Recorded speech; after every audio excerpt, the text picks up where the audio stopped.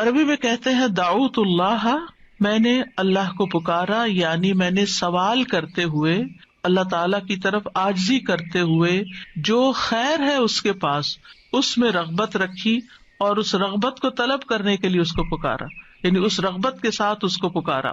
قرآن مجید میں دعا کا لفظ مختلف معنوں میں استعمال ہوا ہے۔ نمبر 1، دعا بمعنی ندا، آواز دینے کے معنوں میں۔ دعا کا مطلب کیا؟ آواز دینا۔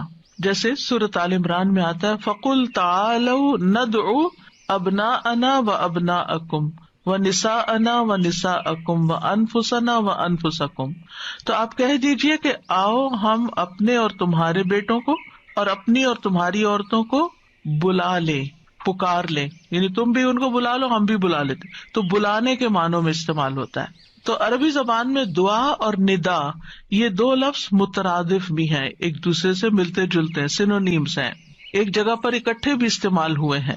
الا دعاء و نداء، کہ پکار اور آواز کے سوا کچھ نہیں سنتا۔ پھر اسی طرح دعا بمعنی طلب کرنا، کسی چیز کی ڈیمانڈ کرنا۔ قرآن مجید میں آتا ہے وَلَا تَزِرُ وَازِرَةٌ وِزْرَ أُخْرَى وَإِن تَدْعُ مُثْقَلَةٌ إِلَىٰ حِمْلِهَا لَا يُحْمَلْ مِنْهُ شَيْءٌ وَلَوْ كَانَ ذَا قُرْبَىٰ، اور کوئی بھی بوجھ اٹھانے والا کسی دوسرے کے گناہوں کا بوجھ نہ اٹھائے گا۔ یہ کب کی بات ہے؟ قیامت کے دن۔ اور کوئی بوجھ سے لدا ہوا شخص اپنا بوجھ اٹھانے کے لیے کسی کو بلائے گا، اس کو پکارے گا، وَإِن تَدْعُ، تو وہ اس میں سے کچھ بھی نہیں اٹھا سکے گا، کوئی مدد نہیں کرے گا قیامت کے دن، اگرچہ وہ قریبی رشتے دار ہی کیوں نہ ہو۔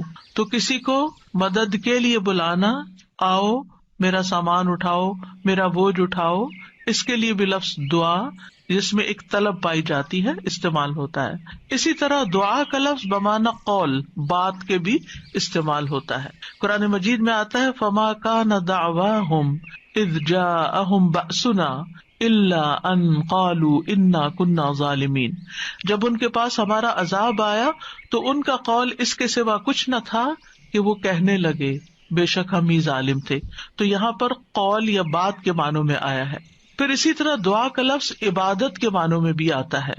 سورۃ کہف میں نوجوانوں کا جو قصہ آتا ہے جس میں وہ اب ایمان کو بچانے کے لیے غار کی طرف جا رہے تھے، تو اللہ تعالیٰ نے ان کے بارے میں فرمایا وَرَبَطْنَا عَلَىٰ قُلُوبِهِمْ إِذْ قَامُوا فَقَالُوا رَبُّنَا رَبُّ السَّمَاوَاتِ وَالْأَرْضِ لَن نَّدْعُوَ مِن دُونِهِ إِلَٰهًا لَقَدْ قُلْنَا إِذًا شَطَطًا، اور ہم نے ان کے دلوں کو مضبوط کر دیا جب وہ اٹھ کھڑے ہوئے تو کہنے لگے ہمارا رب تو آسمانوں اور زمین کا رب ہے، ہم ہرگز اس کے سوا کسی الہ کو نہیں پکاریں گے، یعنی اس کی عبادت نہیں کریں گے، اور اگر ہم ایسا کریں تو یقیناً ہم نے ناانصافی کی بات کی۔ تو دعا بمعنی عبادت۔ پھر اسی طرح پانچواں معنی قرآن مجید میں دعا بمعنی فریاد کرنا، طلب کرنا، فریاد کرنا، اور اس میں وَإِن كُنتُمْ فِي رَيْبٍ مِّمَّا نَزَّلْنَا عَلَىٰ عَبْدِنَا فَأْتُوا بِسُورَةٍ مِّن مِّثْلِهِ وَادْعُوا شُهَدَاءَكُمْ، اگر تمہیں اس قرآن میں شک ہے جو ہم نے اپنے بندے پر نازل فرمایا تو اسی طرح کی ایک سورت تم بھی بنا لاؤ اور اللہ کے سوا اپنے گواہوں مددگاروں کو بھی بلا لو، فریاد کرو کہ وہ آئے اور تمہاری مدد کرے، یعنی مدد کے لیے پکارنا، یہ معنی ہے۔ پھر اسی طرح دعا بمعنی کسی چیز کی ترغیب دینا، یعنی کسی چیز کی طرف دعوت دینا۔ نوح علیہ السلام نے اپنی قوم کو پکارا تھا، قال رب انی دعوت قومی لیلا ونہارا، اس نے کہا ہے میرے رب بے شک میں نے اپنی قوم کو رات اور دن پکارا، ان کو دعوت دیتا رہا دین کی طرف، اپنے رب کی طرف۔ اور اس میں معنی عبادت کا بھی ہے کہ اللہ کی عبادت کرو، تو عبادت کی دعوت میں ان کو دیتا رہا۔ پھر اسی طرح دعا بمعنی منسوب کرنا، نسبت دینا۔ ادعوہم لآبائہم، ان بچوں کو ان کے حقیقی باپوں کی نسبت سے پکارو، یعنی ادعوہم کا مطلب ہے کہ ان کو اپنے باپوں کی طرف ہی منسوب کرو، جن کے وہ بچے ہیں باپ کا نام نہیں بدلو۔ اور آٹھواں معنی ہے سوال کرنا، دعا بمعنی سوال۔ جیسے بنی اسرائیل نے موسیٰ علیہ السلام سے کہا قالوا ادع لنا ربک یبین لنا ما ہی، انہوں نے کہا تم اپنے رب سے ہمارے لیے دعا کرو۔ تو یہ جو دعا ہے یہ بمعنی سوال ہے، یعنی مانگو کہ وہ ہمارے لیے بیان کر دے کہ وہ گائے کس طرح کی ہو۔ تو قرآن مجید میں یہ دعا کا لفظ مختلف معنوں میں استعمال ہوا ہے، لیکن دعا کا عمومی شرعی معنی کیا ہے؟ اللہ کی بارگاہ میں عاجزی کے ساتھ سوال کرنا، اور اللہ کے پاس جو خیر ہے اس میں راغب ہونا، رغبت رکھنا. اللہ کی بارگاہ میں اللہ کے حضور عاجزی کے ساتھ سوال کرنا، چیخ چلا کے نہیں بلکہ بہت ہمبل طریقے سے، اور جو خیر اللہ کے پاس ہے اس میں رغبت رکھنا، اس کا شوق رکھنا. طیبی کہتے ہیں اس سے مراد ہے اللہ کی بارگاہ میں انتہا درجے کی عاجزی، انکساری اور محتاجگی ظاہر کرنا. جیسے موسیٰ علیہ السلام نے دعا کیا کی تھی، رب انی لما انزلت الی من خیر فقیر. اپنے فقر، اپنی محتاجی، اپنی ضرورت کا اظہار کیا تھا، انی لما انزلت الی من خیر فقیر. امام ابن قیم کہتے ہیں اس سے مراد ہے ایسی چیز کو طلب کرنا جو دعا کرنے والے کو فائدہ دے، یعنی فائدے کی چیز حاصل کرنے کے لیے سوال کرنا، اور ایسی چیز کو دور کرنے کے لیے طلب رکھنا جو اس کو نقصان دیتی ہو. تو پھر دو طرح سے دعا کرتا ہے انسان، کچھ فائدے کی چیزیں مانگتا ہے اور کچھ نقصان والی چیزوں کو دور کرنے کے لیے اللہ سے درخواست کرتا ہے. ہماری شریعت میں دعا کی دو بڑی اقسام ہیں، ایک ہے دعائے عبادت اور ایک ہے دعائے مسئلہ. دعائے عبادت کیا ہے؟ اس سے مراد ہے کہ انسان اللہ سے ثواب کی امید رکھتے ہوئے، اس کے عذاب سے ڈرتے ہوئے اس کی عبادت کرے، اس میں سوال نہیں ہے. تو عربی میں دعا بمعنی عبادت بھی استعمال ہوتا ہے، آتا ہے نا، وقال ربکم ادعونی استجب لکم ان الذین یستکبرون عن عبادتی سیدخلون جہنم داخرین. اس میں دعا کے دونوں معنی آ گئے، اور تمہارے رب نے فرمایا کہ مجھ سے دعا کرو میں تمہاری دعا قبول کروں گا، یہ تو سوال ہو گیا. اور دوسرا، بے شک وہ لوگ جو میری عبادت سے تکبر کرتے ہیں عنقریب و ذلیل و خوار ہو کر جہنم میں داخل ہوں گے. تو یہاں عبادت کا معنی بھی آ گیا عبادت کے لفظ کے ساتھ، یعنی دعا ایک طرح سے عبادت ہے. تو دعائے عبادت کیا ہے کہ انسان اللہ سے ثواب کی امید رکھتے ہوئے، اس کے عذاب سے ڈرتے ہوئے اللہ کی عبادت کرے، جیسے نماز پڑھے، روزہ رکھے، قرآن کی قرأت کرے، تسبیح کرے، صدقہ کرے، اللہ کی طرف لوگوں کو دعوت دے، تعلیم کا کام کرے. تو انسان ان میں سے جو بھی عبادت کا کام کرے گا وہ دراصل اللہ کی طرف راغب ہوگا، کیونکہ دعا میں رغبت پائی جاتی ہے. اور جو شخص مثلا نماز پڑھتا ہے تو گویا وہ زبان حال سے دعا کر رہا ہوتا ہے، اللہ سے بخشش مانگ رہا ہوتا ہے کہ اللہ تعالیٰ ہمارے اوپر رحم کیجیے، ہم نے جو گناہ کیے ہیں آپ ان کو معاف کر دیجیے. کیونکہ نماز بذات خود کیا کرتی ہے؟ بلاؤں کو ٹالتی ہے، گناہوں کو معاف کرنے کا ذریعہ ہے. ٹھیک ہے. اچھا، صدقہ کیا کرتا ہے؟ گناہوں کی آگ بجھاتا ہے. ٹھیک ہے نا. تو یہ جو گناہوں کی آگ کا بجھنا ہے، یہ ہم بول کے بھی کہہ سکتے اللہ ہمیں جہنم کے عذاب سے بچا، تو وہ ہماری زبان بول رہی ہوتی. لیکن جب ہم صدقہ دے رہے ہوتے ہیں تو گویا ہمارا عمل جو ہے وہ اسی چیز کا تقاضا کر رہا ہے کہ ہم اپنے اوپر سے گناہوں کا بوجھ اتارنا چاہتے ہیں. تو ایک دعا سوال کے انداز میں ہوتی ہے اور ایک دعا حال کے ساتھ بیان ہو رہی ہوتی ہے، عمل کے ساتھ ہو رہی ہوتی ہے. اور دوسری جو دعائے مسئلہ ہے جس میں مانگنے کی دعا ہوتی ہے، تو وہ یہ ہے کہ انسان دنیا اور آخرت کی کوئی بھی بھلائی طلب کرنے اور دنیا اور آخرت کے نقصان کو دور کرنے کا سوال اللہ سے ہی کرے. دنیا اور آخرت کی کوئی بھی بھلائی مانگنا اور دنیا اور آخرت کے کسی بھی نقصان سے بچنا، یہ بس اللہ ہی سے کرے اس کا سوال. یہ دعائے مسئلہ ہے، یعنی سوال کرنے والی، یعنی وہ دعا جس میں ہم سوال کرتے ہیں. کن چیزوں کا سوال کرتے ہیں؟ دنیا اور آخرت دونوں. آخرت نہیں بھولنی. ربنا آتنا فی الدنیا حسنۃ وفی الآخرۃ حسنۃ وقنا عذاب النار. تو دنیا اور آخرت کی حسنہ مانگنا اور دنیا اور آخرت کے عذاب سے، مصیبت سے بچنا. وقنا عذاب النار، سب سے بڑی مصیبت تو آگ ہے نا، یعنی اس کی کوئی تکلیف انسان کو پہنچے. نبی صلی اللہ علیہ وسلم نے فرمایا دعا عبادت ہے. قال الدعاء هو العبادۃ قال ربکم ادعونی استجب لکم. تمہارے رب کا فرمان ہے میں پکارنے والے کی دعا قبول کرتا ہوں جب وہ مجھے پکارتا ہے. تو دعا جو ہے یہ عبادت کی اقسام میں سے سب سے عظیم قسم ہے. امام خطابی اپنی کتاب شأن الدعاء میں کہتے ہیں اس حدیث کی وضاحت کرتے ہوئے الدعاء هو العبادہ وہ کہتے ہیں کہ دعا عبادت کا ایک بڑا حصہ ہے یا سب سے افضل عبادت ہے. جیسے کہ لوگ کہتے ہیں لوگ بنو تمیم ہیں اور مال اونٹ ہیں، یعنی لوگوں کو دیکھنا تو بنو تمیم کو دیکھو، مطلب سب لوگوں سے افضل ہیں. نبی صلی اللہ علیہ وسلم اسی سے تھے نا، اور ان کی تعداد بھی زیادہ تھی. اور اسی طرح عربوں کے ہاں مال کی سب سے بڑی قسم اونٹ ہوا کرتے تھے. وہ کہتے مال تو اصل میں اونٹ ہے اور لوگ تو بنو تمیم ہی ہے. تو اسی طرح کہا گیا دعا تو عبادت ہی ہے. الدعاء هو العبادہ، دعا ہی عبادت ہے. الحج عرفہ، تو اس کا یہ مطلب ہے کہ صرف عرفہ میں جاؤ، یہ نہیں.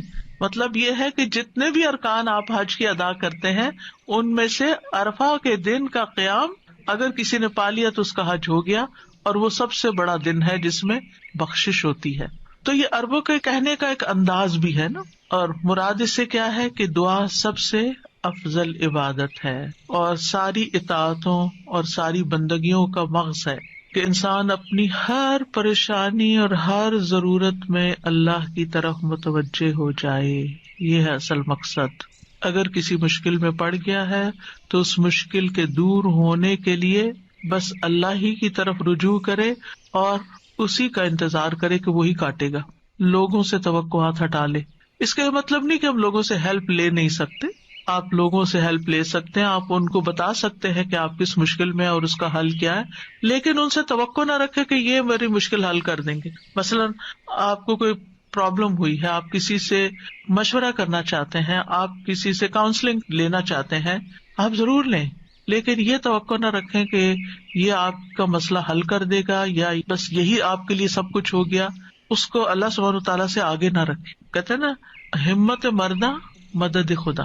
ہمت آپ نے کرنی ہے، کوشش آپ نے کرنی، مدد اللہ نے کرنی ہے. دعا کی بھی ہمت ہوتی ہے اور دعا کے لیے بھی ایک ایفرٹ لگانی پڑتی ہے اور اس کے لیے یکسو ہونا پڑتا ہے. خصوصاً آپ دیکھیں کہ جب کسی بڑی پریشانی کے نتیجے میں انسان کے ہوش اڑ جاتے ہیں، اوسان خطا ہو جاتے ہیں، اس کو کچھ سمجھ نہیں آتی، تو ایسی صورت میں انسان اپنے خیالات کو مجتمع کر کے فوکس کر کے پوری توجہ کے ساتھ اللہ کی طرف جب متوجہ ہوتا ہے تو یہ ہے اصل میں دعا کی روح. اور نہ صرف یہ کہ بڑی مشکلات میں بلکہ چھوٹی چھوٹی ضروریات میں بھی اللہ کی طرف رغبت کرنی چاہیے. دعا کی ضرورت کیوں ہے ہماری زندگی میں؟ کیونکہ ہم اللہ کے محتاج ہیں، بادشاہ وہی ہے، ہم فقیر ہیں. یا ایھا الناس انتم الفقراء الی اللہ، اے لوگو تم سب اللہ کے محتاج ہو. کوئی بھی انڈیپینڈنٹ نہیں، کوئی بھی یہ نہیں کہہ سکتا کہ میں اپنے سب کام خود ہی کر سکتا ہوں. واللہ هو الغنی الحمید، اور اللہ سب سے بے پرواہ ہے اور تعریف کے لائق ہے. بندوں میں سے کوئی بھی بے پرواہ نہیں ہو سکتا، ہم سب محتاج ہیں. دوسری بات، اللہ سارے خزانوں کا مالک ہے. وَإِن مِّن شَيْءٍ إِلَّا عِندَنَا خَزَائِنُهُ، کوئی چیز ایسی نہیں، وَإِن مِّن شَيْءٍ إِلَّا عِندَنَا خَزَائِنُهُ، کہ جس کے خزانے ہمارے پاس نہ ہوں. آپ کوئی چیز آرڈر کرنا چاہتے ہیں تو پتہ چلتا ہے وہ تو ہے ہی نہیں، ختم ہو گئی، اسٹاک ختم، آؤٹ آف اسٹاک. بڑی سے بڑی کمپنی، بڑے سے بڑے ریسورسز رکھنے والے انسانوں سے جب آپ مانگتے ہیں تو آپ دیکھیں کیا ہوتا ہے کہ انسان بعض اوقات وہ اوپر جا کے اتنی نیچے گرتے ہیں کہ پائی پائی کے محتاج ہو جاتے ہیں. ایسی مثالیں آپ نے بھی دیکھی ہوں گی، سنی بھی ہوں گی کہ کہاں ان کے پاس بہت کچھ تھا اور کہاں وہ زیرو پہ آ گئے. اللہ تعالیٰ ایسا نہیں ہے، ہمیشہ سے ہے اس کے پاس اور ہمیشہ رہے گا. ساری مخلوق اگر کسی میدان میں جمع ہو کر سب کچھ مانگے تو بھی اللہ تعالیٰ کے خزانوں میں اتنی کمی نہیں آتی جتنی ایک سوئی کو سمندر میں ڈبو کے نکالا جائے تو پانی جو سوئی کے ساتھ لگتا ہے اتنی بھی کمی نہیں ہوتی. وہ جتنا چاہے خرچ کرتا رہے، جتنا چاہے وہ بندوں کو دیتا رہے، پھر بھی اس کے ہاتھ بھرے رہتے ہیں، ان میں کوئی کمی نہیں ہوتی. ایک اور آیت میں آتا ہے سورۃ المنافقون میں، وَلِلَّهِ خَزَائِنُ السَّمَاوَاتِ وَالْأَرْضِ، آسمانوں اور زمین کے خزانے اللہ کے پاس ہیں. پھر کیا کرنا چاہیے؟ اس کے پاس جانا چاہیے جس کے پاس کوئی خزانہ نہیں ہے، اس کے پاس جو سارے خزانوں کا مالک. مشکل یہ ہے کہ ہمارے مانگنے میں کمی ہوتی ہے، دیر ہوتی ہے. وہ سب کچھ دے سکتا ہے، سب کچھ ہے اس کے پاس، یو نیم اٹ. آپ گھر جا کے بیٹھیں، غور کریں، نماز کے بعد کسی اور خاموشی تنہائی کے وقت، مجھے کیا چاہیے، مجھے کیا مسئلہ ہے، مجھے کیا پرابلم ہے، میری کیا پریشانی ہے، کیا اللہ کے پاس اس کا حل ہے؟ یقیناً ہے، وہ کر سکتا ہے، بالکل کر سکتا ہے. پھر مجھے کیا کرنا چاہیے؟ اسی سے مانگنا چاہیے، اس سے گڑ گڑا کے مانگنا چاہیے، اس سے اپنی محتاجی اور اپنی بیچارگی کا اظہار کر کے مانگنا چاہیے. امن یجیب المضطر اذا دعاہ ویکشف السوء. اللہ تعالیٰ آپ سے پوچھتے کون ہے جو بے قرار کی، مضطر، بے قرار، بے چین انسان کی بات سنتا، اس کو جواب دیتا. امن یجیب المضطر اذا دعاہ، جب بھی وہ اس کو پکارتا ہے. ویکشف السوء، اور وہ تکلیف کو دور بھی کرتا ہے. ایسا نہیں کہ وہ صرف سن رہا ہے، اس نے وہ تکلیف دور بھی کر دینی ہے.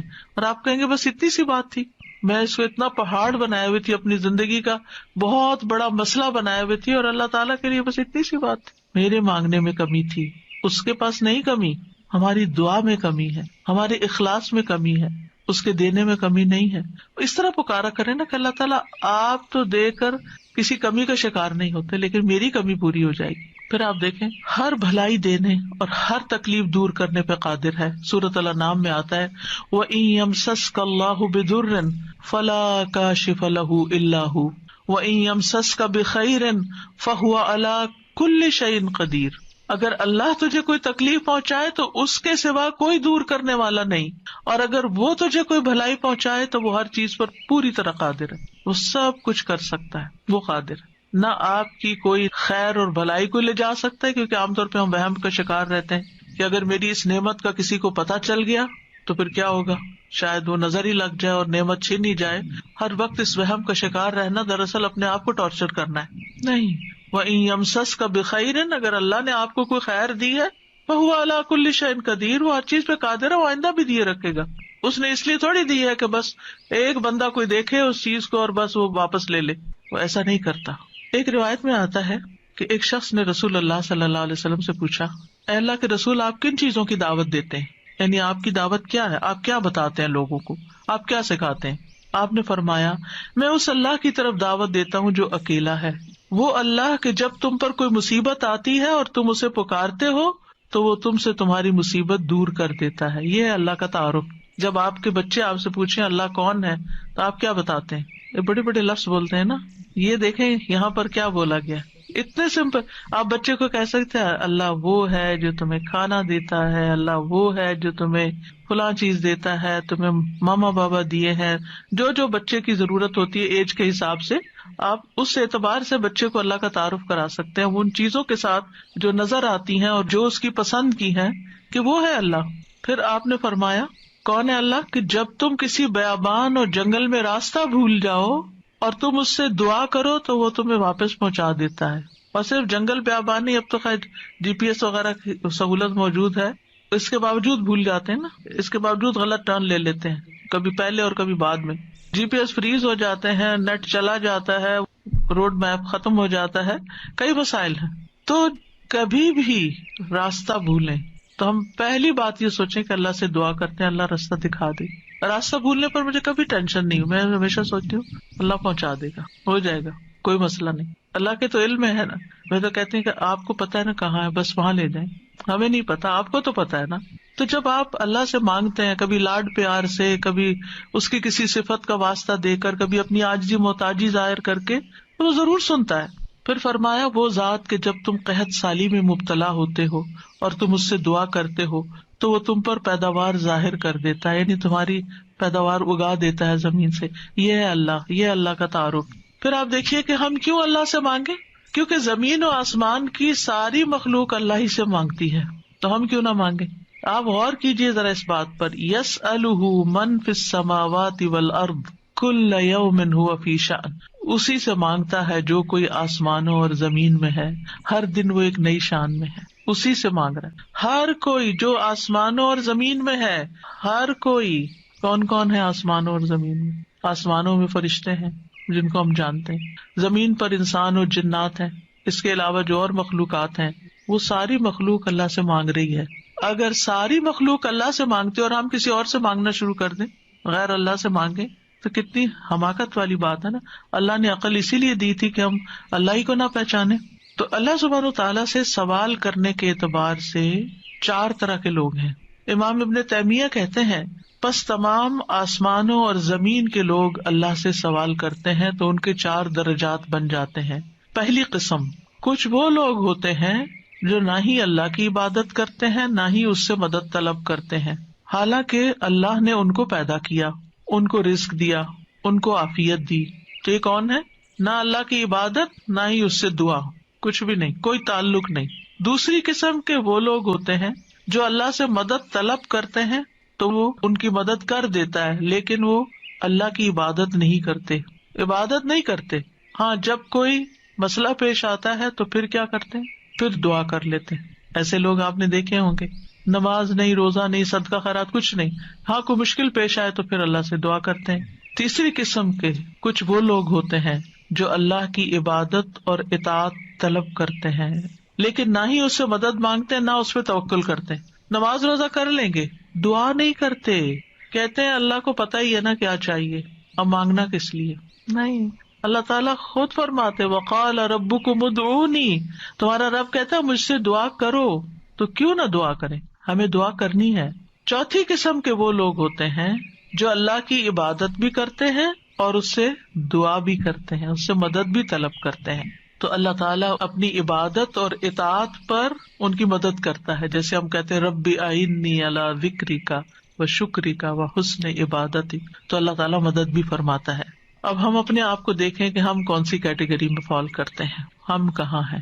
کیا ہم ان لوگوں میں ہیں جو عبادت بھی کرتے ہیں اور دعا بھی کرتے ہیں، تو یہ ٹاپ کلاس کے لوگ ہیں، اور باقی اللہ تعالیٰ کے حق میں کبھی کوتاہی کرتے ہیں۔ تو ہمیں دعا کرتے رہنا چاہیے، اللہ تعالیٰ کو پکارتے رہنا چاہیے، ہر ضرورت میں، ہر مقصد میں، ہر پریشانی میں، ہر دکھ میں، ہر بیماری میں، ہر موقع پر، ہر چیز کے لیے، چھوٹی سے چھوٹی چیز کے لیے، بڑی سے بڑی چیز کے لیے اللہ ہی سے مانگنا چاہیے۔